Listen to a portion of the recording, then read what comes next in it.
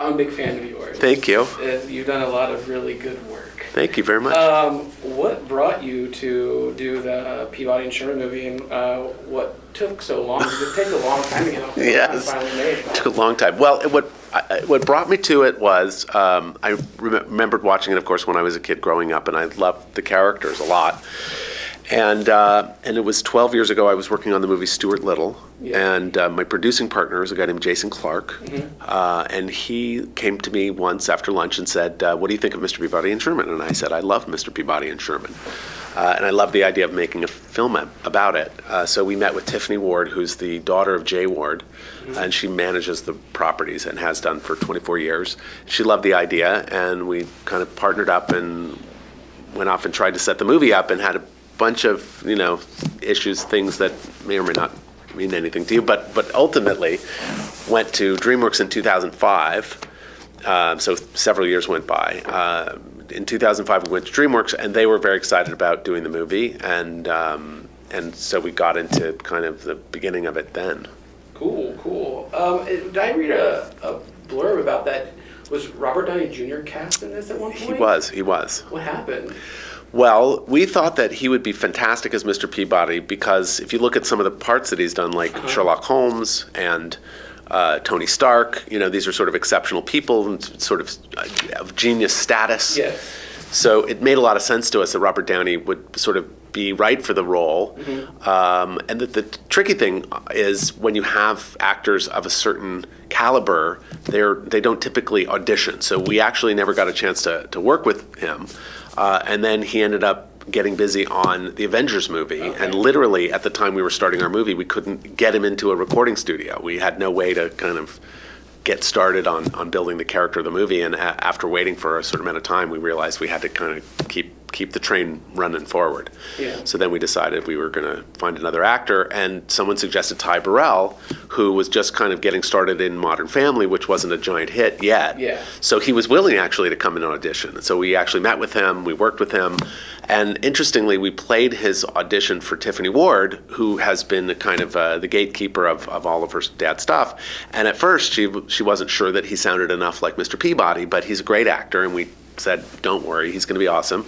And then, after a couple more sessions working with Ty, he started to become a student of the original part. And although he didn't try to do a kind of an imitation or a copy, he wasn't doing an impression of that character, he really sort of started to get into the character and made it his own. And so much so that a few months later, we couldn't imagine anyone else playing the part. Yeah, this was one amazing cast. Like, it's one of my favorite voice casts, I think, in the last 10, 15 years, and to see that Stephen Tobolowsky was on the cast. Did he do any Ned Ryerson stuff from That's very funny. Day? Well, that's when we cast him because he's such a great character actor, and whenever he shows up in a movie, I'm always happy because I love him as an actor.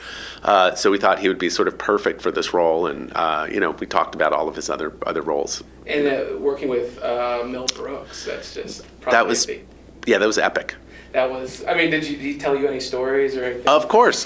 And he sort of is like you'd expect him to be in any session. He's just sort of, he like blows into the session, it sort of takes over the room, and he's incredibly funny, and it was great to work with. So, in 1994, you were around 30 years old, right? And you directed Lion King. Yes. How did you jump from being like the character animator of like Little Mermaid and of the other ones like the Roger Rabbit shorts to Lion King? How'd that come about? Well, when I first started at Disney, I was working on a movie called The Great Mouse. Well, I was before that. I was working on The Black Cauldron. Yes. For about 6 months as an in-betweener, which is kind of like the entry-level position for an animator. And then after about 6 months, I got an opportunity to be a character designer on The Great Mouse Detective, which was a great experience for me because there was only about a dozen people working on the movie. And so I got invited to all the meetings, and the meetings that I got the most excited about being in were the story sessions where the story artists would pitch their boards. And I remember always wanting to be there and always looking at what they were doing and always having an opinion about what they were doing and always thinking that, whether they were doing the right thing or not, or whether it was right for the character or right for the story, and having a lot of opinions about that. And so I realized pretty early on that I kind of was more interested in directing than I was in actually just being an animator. Cool. And I have one more Lion King question, and it's taken with me since I saw the movie, and it's probably become a folklore. There's a scene where Simba falls in the flowers. Yes. And it spells outside. Was that Yes. real deal? Well, this first of all, that was kind of a shocking thing that happened when the movie got released, because the producer came in the room and said that it appeared on the nightly news, and we're like, "What the heck? Are you kidding?"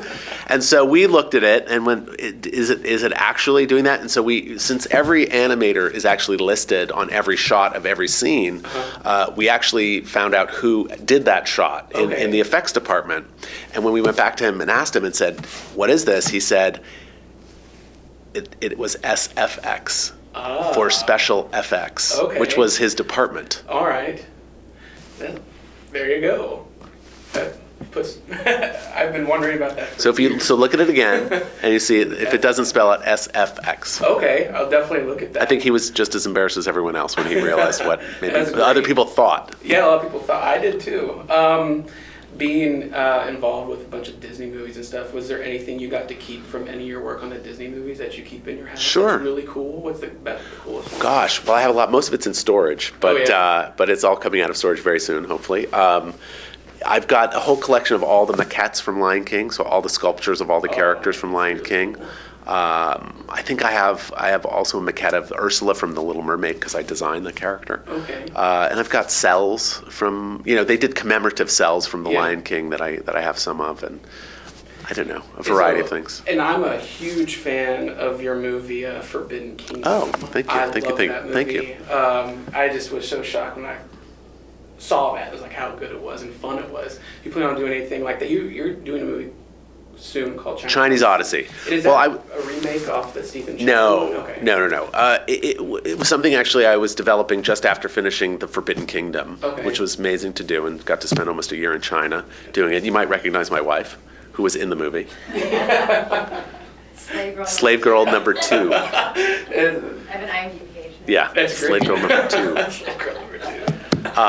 Anyway, so we were developing Chinese Odyssey afterward, and I was in fact very heavily involved in it when I got the call from DreamWorks saying that they were ready to go, because we had set the DreamWorks movie up in 2005. Mm-hmm. I did Forbidden Kingdom in 2007, and I'd set up Chinese Odyssey in 2008, and so in 2011, I guess, I got a call from DreamWorks saying they were going to greenlight the movie, and my deal was in existence from 2005, and so I had to stop working on Chinese Odyssey. So I'm actually getting back into it right now. That's pretty great. Any casting details that you know? No casting details. All right. Since you obviously love animating, you love movies, what are some of your favorite scenes growing up that got you into the business that have always stuck with you? Of animation? Or of any movie, really. Just favorite scenes that have always stuck with you that you always come back to. I mean, I remember so many. Obviously, probably topping the list is the last scene in It's a Wonderful Life. Okay, yeah. Where everybody shows up for George Bailey and brings them all the money, and I cry whenever I see it. I don't even have to watch the movie. If I turn the television on and they're playing that scene, I just start crying. Yeah. That's obviously a big one. So many others. Cary Grant on the Mount Rushmore in North by Northwest. Yeah. I mean, awesome scene. Great scene. So many scenes from Hitchcock movies. Obviously, he's a great director. Or do you plan on going back to a more adult-themed horror movie? Because you did Haunted House, right? Yeah. So are you going to do any more horror movies in the future, or do you have plans, anything written? It's certainly possible. They're very popular. Yes. Yes. My producing partner is developing a horror movie, Okay. and so there's a chance I might be involved. I'm not sure though. I don't have any things to announce. Okay. And last question, if there was an opportunity for you to have your pick to remake a movie, what would it be that if there was one movie that have seen? The Lion King. You want to remake it? I would remake The Lion King, yeah, to make it, to fix it. To fix it? Oh, that was perfect. That's what my wife says. It's perfect. What was it if you said it was... No, I'm kidding. But remake a movie, like anything? Remake Yeah, anything? like if you want to remake... That's such a tricky thing, because which one? Like The Third Man, or, See, my problem is I've always been suspicious of remakes, because if the movie was great, which is generally why they'll want to remake it, if it was great, why would you want to remake it? I mean, I've always thought that you could take a movie that was like a good idea, but wasn't great, and remake it to try to make it a good movie. Yeah. But nobody wants to do that. Is there any like almost? I can't think of it. No, I don't know. No. No, nothing. All right. I don't think so. Well, thank you so much. This was really cool. All right, you're very welcome. Nice meeting you.